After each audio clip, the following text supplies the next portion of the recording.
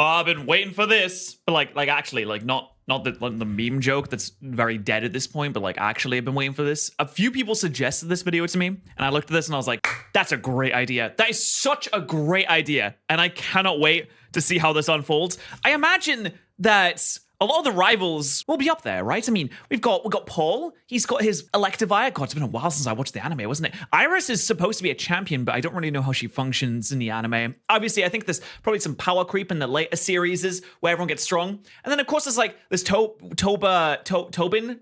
Not Tobin, short-tempered, no, sorry, Tobias, that's his name. There's Tobias later on. So there's so many good trains. I mean, there's Lance, Cynthia. Wait, there's so many characters. How are we going to cover them all? I guess we'll find out. We looked at every single character in the Pokemon anime in every single season, and we found the 10 strongest trainers to have ever been featured on the show.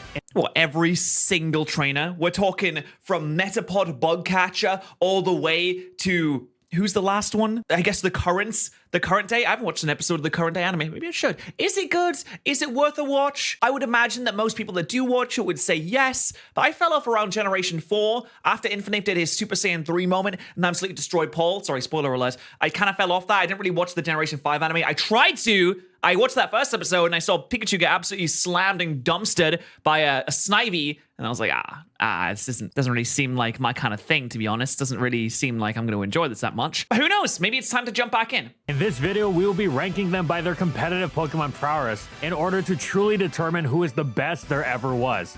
Oh my god, are we going to get an Ash for every single region as well? Because there's all those different Ash forms. There's more Ashes than there are Gokus in Dragon Ball FighterZ. Like, you got Super Saiyan 1 Goku, you got early Goku, Kid Goku, you got GC Goku who can turn into Super Saiyan 1, 2, and 3, and also you have Super Saiyan 4 Goku, then you have Ultra Instinct Goku and Master Ultra Instinct Goku, and then for factoring in the fusions with Gochita and Vegeta, I mean, there's still more Ashes than all the Gokus. To judge these parameters, we will basically be asking, what if they entered a Smogon OU tournament for the generation that we consider they were displayed at their strongest? And we're doing 6 versus 6 Smogon singles battles instead of a VGC rule set because, one, there are way more single battles than there are double battles in the Pokemon anime.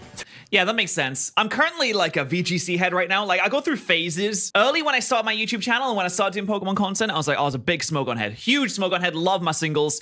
Love me singles. Love me wife. Simple as. But now I'm more of a VGC head. I like watching the regionals. I like watching the internationals. I've actually been to EUIC, the internationals event in the UK, so I'm a big Smogon head now. VGC head. But you know what? I still respect and appreciate Smogon. It's probably better for this because they are all single battles. It's been shown in almost every instance that an official league battle in that Pokemon anime world is the 6 versus 6 format. Do you mind if we battle with 6 Pokemon each? No problem. Hey, that's a full battle. Do you mind?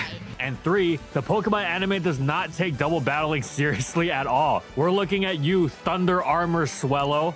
Okay, but that goes kind of hard, though. I think this passes the vibe check of being pretty cool. With that out of the way, here are the rules. This is what we've established in order to rank the legendary trainers that we...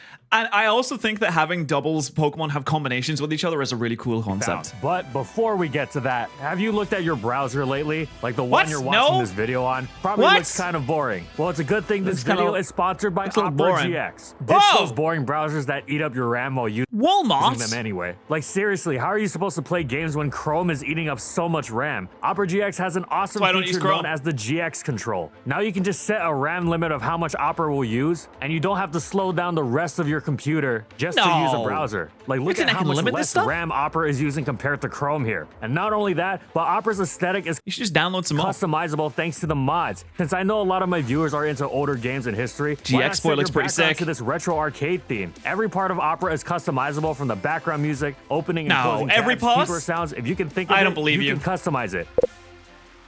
Hold on. Little buttons?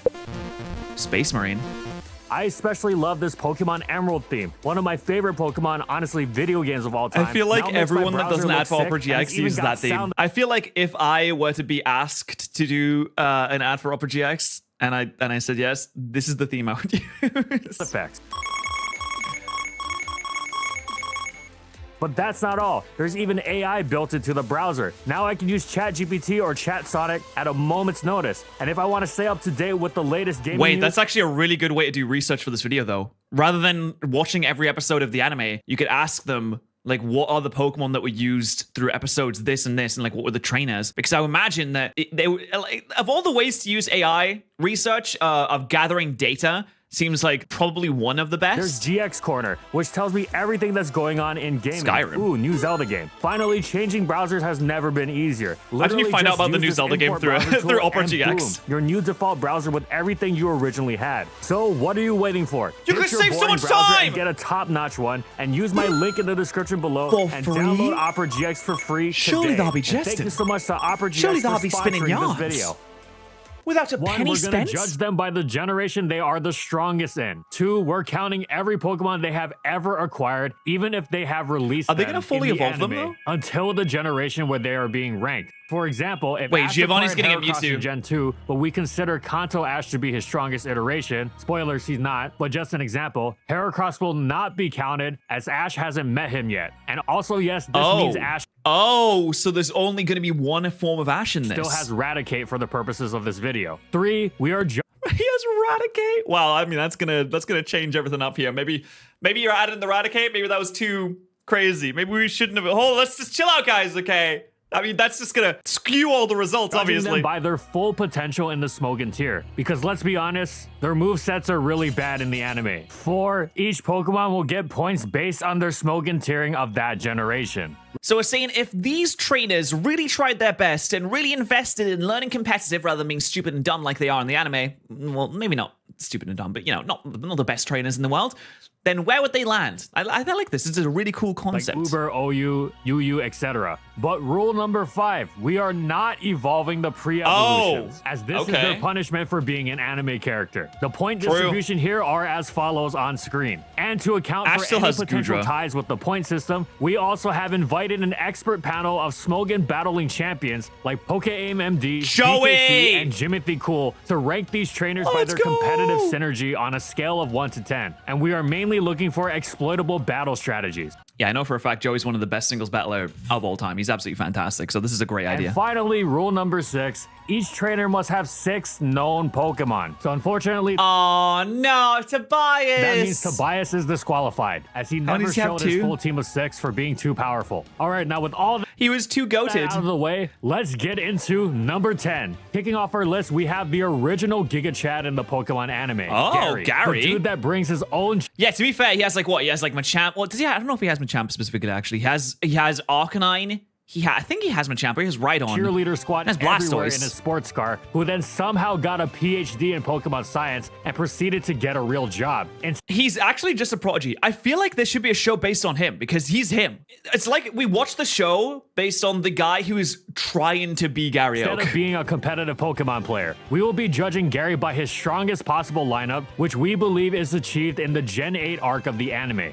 Yeah, I feel like Gary in the anime is the closest to Red from the games that you can get because he's constantly ahead, or he's just constantly winning, although, you know, obviously your rival is ahead of you in the games. He's constantly winning. He's constantly, like, learning. He's a prodigy that just can absolutely destroy people with ease. Obviously, you know, the only difference is he says words, he talks. Well, Gary is a man who has captured more than 45 Pokemon, even as early as the Indigo League.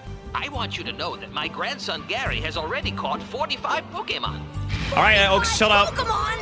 We believe that Gary's team in Gen 8 is his strongest showing due to the insane amount of powerhouse Pokemon present in his team that we wouldn't get until way after the Indigo League season. Gary's best team consists of the unstoppable Regidrago, competitive Pokemon's poster boy Tyranitar, Scizor, who is also a staple of competitive Pokemon for as long as he's learned Bullet Punch, a terrifying special offensive Trick Room threat in the form of Hatterene, and reliable special attackers in the form of Alakazam and Nidoking. Oh, I like that. That's a nice, well-rounded team with a bunch of different types. We're throwing a legendary on there. We've got a dragon. We have a pseudo legendary. We have 2 psychic types. A little bit unfortunate, but you know what? Great type diversity. Where's this Blastoise? A total of 65 Give him his points Mega via our Blastoise. tier-based ranking system and scored a whopping average of 6.6 points from our expert panel. Now, the reasons given by the panel was that Gary's team seems strong until you realize that the only fast threat by Gen 8 standards is Alakazam, and even then, it doesn't hit as hard as other Gen 8 OU standards.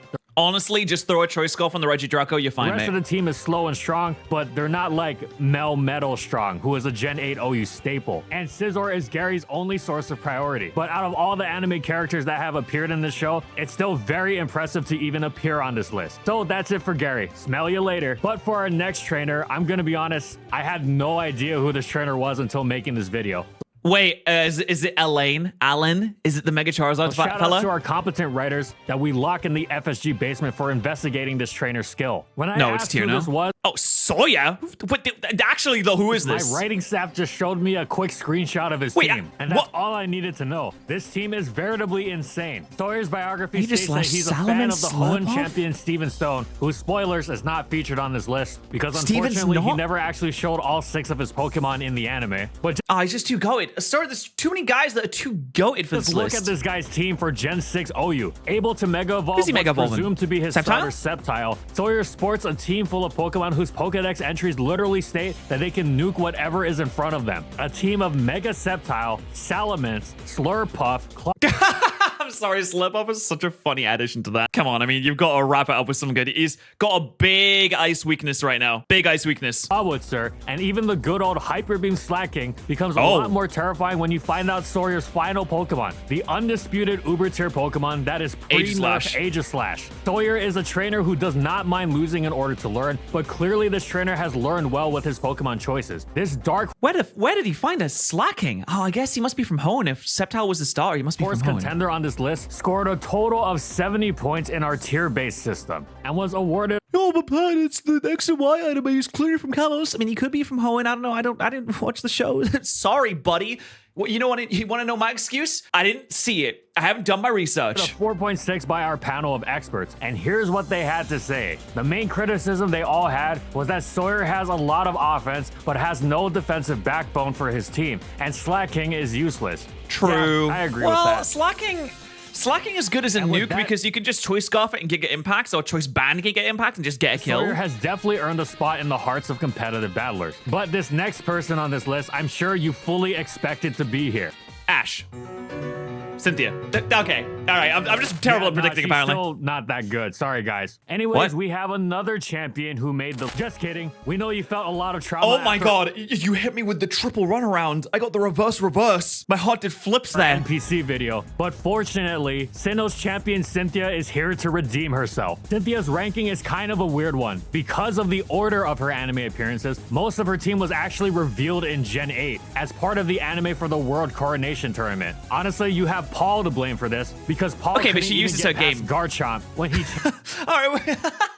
She started with a Garchomp against Paul. It's so funny. Cynthia to a 6v6 battle. But even though this might look like it hinders Cynthia's overall potential because I think Cynthia morally was in the wrong accepting that battle invite. It's like accepting a fight to the death with a 5-year-old, except the 5-year-old has no limbs and eyes.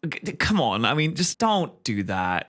Be the bigger person and just let it go. Not counting her for Gen 4, her team is actually one of the best constructed in this entire ranking. We actually judged her team by the Brilliant Diamond and Shining Pearl OU viability rankings, which are still Gen 8 games, as it fits the criteria for a team in that metagame, and it also does her character justice. Cynthia's team is a well-rounded powerhouse. We've all been swept by Garchomp at one point in our lives, and for those that played the Gen 4 games, it was probably Cynthia's Garchomp that swept you anyway. Her team in the anime is well-rounded, with strong support Pokemon like Togekiss, Roserade, and Milotic, and insane defensive pivots such as Gastrodon. Oh, yeah. I love to see a Gastrodon mentioned, baby. Gastrodon mentioned. Yes. Huge moment when Gastrodon was mentioned. Huge moment. In fact, it's so big that you can use code Patterrz to get money off your gamer subs. Just look at all of this wonderful stuff. You can try it for free if you want to. You can get some samples for free. You can go ahead and get some wonderful gamer subs, waifu cups. You can get some merchandise. You can get it caffeine free if you prefer your gamer subs caffeine free. It's just a powder. You put it in some water, shake it up, and you got a delicious beverage. It's so good. And Spiritomb in order to round out the team. Cynthia is no slouch and has the potential to do damage or outright beat many of the trainers in our list. Her score in our tier-based ranking system was 75, and our panel of competitive connoisseurs ranked Cynthia with a score of 6.3. And here's what our experts had to say about Cynthia. It looks like Cynthia's Spiritomb and Water types aren't the best picks for their roles, but her offensive core the is double good. water, the grass weakness certainly is a problem. But I mean, you have 2 resistances too, though they're not the bulkiest resistances. I mean, Togekiss is quite bulky, especially with T-Spike support from Roserade. So, good job, Cynthia. You actually made the list. Garchomp is a strong dragon Pokemon, but if plot and game armor takes any forms, it is definitely in the form of Mega Charizard X. Introducing our number 7 trainer, Alon. Known for Elaine.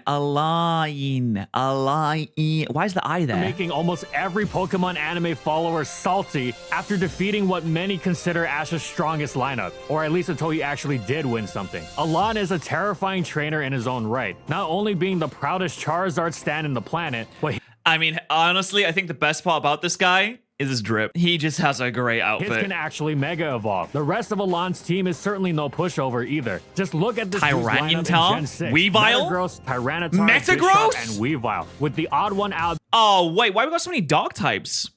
Bro looks at one fighting type and has a heart attack and being dies. The most forgettable and least visually appealing regional bird, Unpheasant. What is happening here? I'm sorry, just use Mach Punch against this guy. You're fine. How could you, Ash? How did you lose? Just use Mach Punch. Weren't for that ugly pigeon's existence, who knows where it could have landed on this list. Alon's team scores another 75 points in our ranking system, tying with Cynthia, but the panel's high opinion of the Pokemon anime's #1 heartbreaker managed to put him above Cynthia with an impressive average score of 6.6. And here's what the experts think of Alon's team. No way they loaded up 6-0 by Lando T in Generation 6. If they had anything over Unpheasant, this would be an 8. And if it had that plus water resist, it would be a 9. Cool squad, though. And it looks... Oh, wait, he kind of does get 6-0 by a Landorus Therian, doesn't he? I'm saying, Landorus or any fighting type. It's like our judge panel had the same opinion.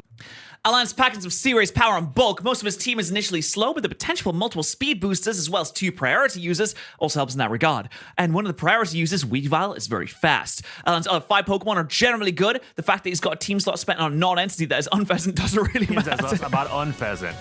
Oh my god, everyone's just dunking on Unpheasant. This feels so mean. Mostly solid Pokemon here, but Zardex and Weavile really suffer from no spinner. Unpheasant is also a -1 Pokemon, basically. Unpheasant is the PlayStation 5 of Pokemon.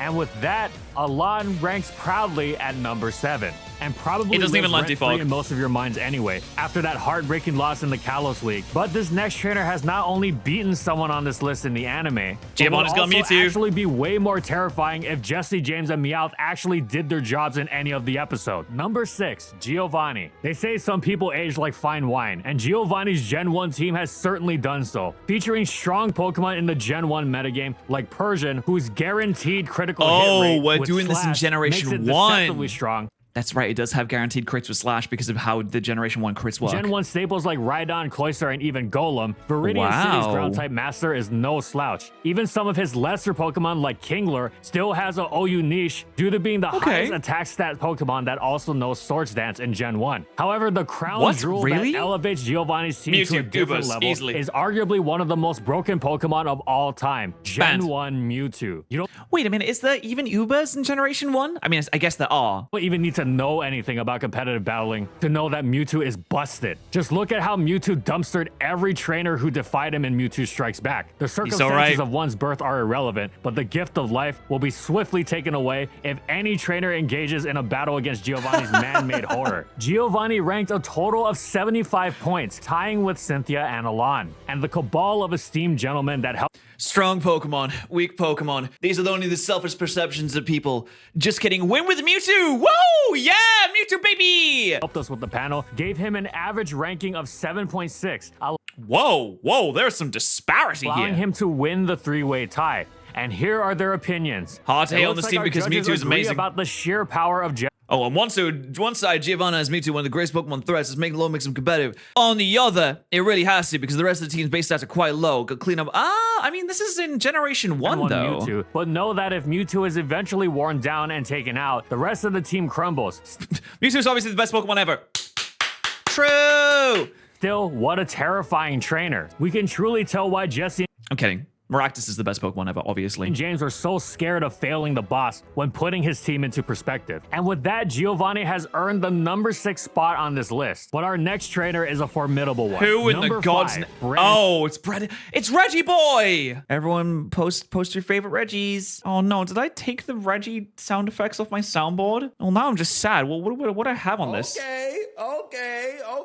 Let's kill him. Let's kill this guy. Let's beat him to death with hammers. That's what I have on my soundboard now? All right, well, sad. The Pyramid King Brandon is a frontier brain in the Gen 3 games, and he reprises his role in the anime with an equally terrifying squad. Regirock, Registeel, Regice, Solrock, Ninjask, and Dusclops. Hold on, I'm sorry, what's happening here? Bro's the rock man. Okay, I get that he's a rock type user. Oh, I guess he's not a rock type user, really. He has 2 rock types. That doesn't make him a rock type user. This is such a fun... He is UU.deck. That's what he is. Wait a second.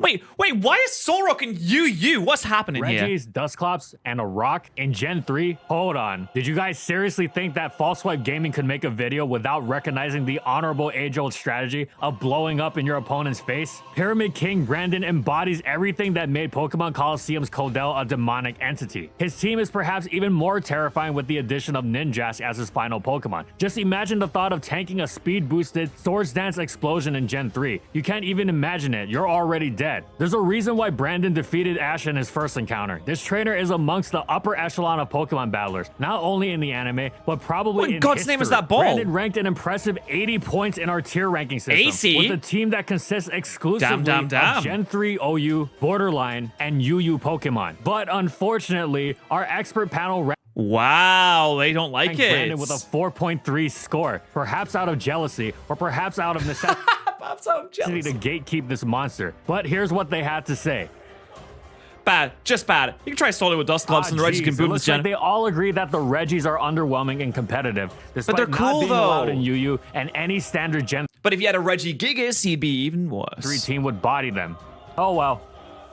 We're just lucky Brandon likes singles battles, because we're not even sure if the Thunder Armor could stop his strategy in a double battle. And with that, Brandon has earned himself the number 5 spot on our list. But this next trainer is yet another Pokemon champion. Number 4, Leon. No, though he not was beaten 4th, by surely. Ash, Leon didn't take his mightiest team to the World Coronation Tournament. His team is made up of exclusively elite Pokemon, like insane OU staples of Rillaboom and Dragapult, solid all-around Pokemon in the form of Inteleon, and of course his mighty Charizard that can Gigantamax. In fact, PU Charizard is heartbreaking. The rest of the people. He's also so short. Wait, I'm sorry. Hold on. Why did they make Charizard look like 4'5" compared to Dragapult and Rillaboom in this? On this list are lucky that Gigantamax is also. There's some anti-Charizard agenda in this. So we will not be counting Charizard with the Gigantamax form. But Leon's team doesn't even end there though, as he possesses not 1 but 2 Uber Eternatus? Wait, he uses Eternatus? Pokemon for Gen 8. I guess he catches it. And a Pokemon so terrifying it brought the darkest day in Galar, Eternatus. This isn't only a regular Eternatus, but it can also G-Max. Again, they're just lucky we're not counting G-Max. Imagine going up against Leon trying to challenge him for the title of champion, and he actually brings out God's right hand and scoops your Wooloo into oblivion. It's extremely hard to best Leon, who scored a ranking of 80 points. Leon is well regarded amongst our panel, as it gave him an incredible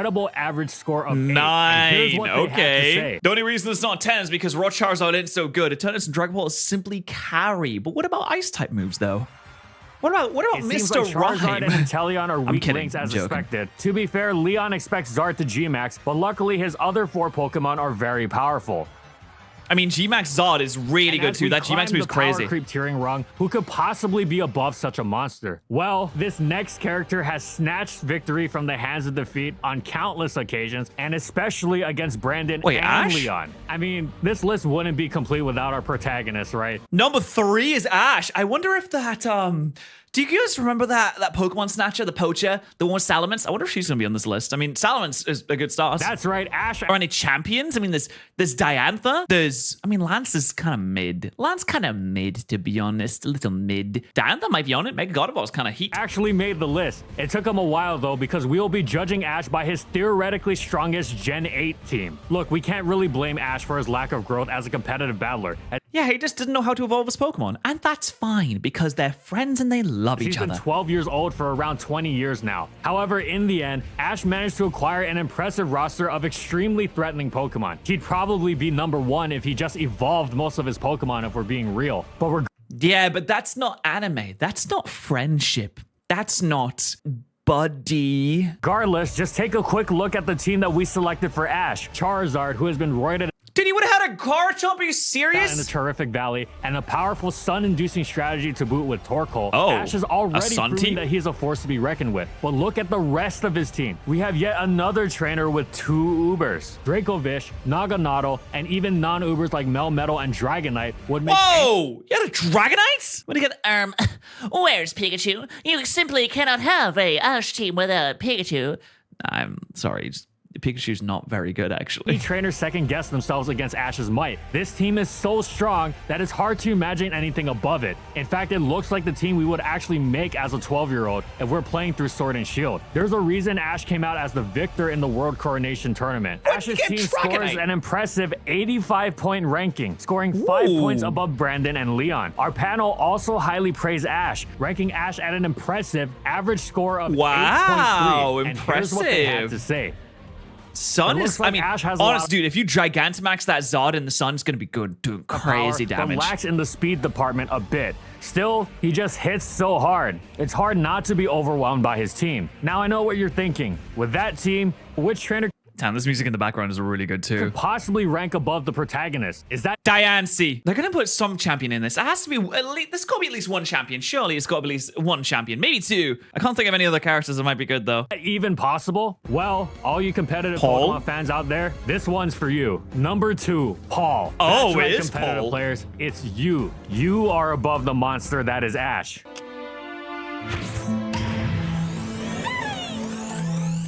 What'd you do that for?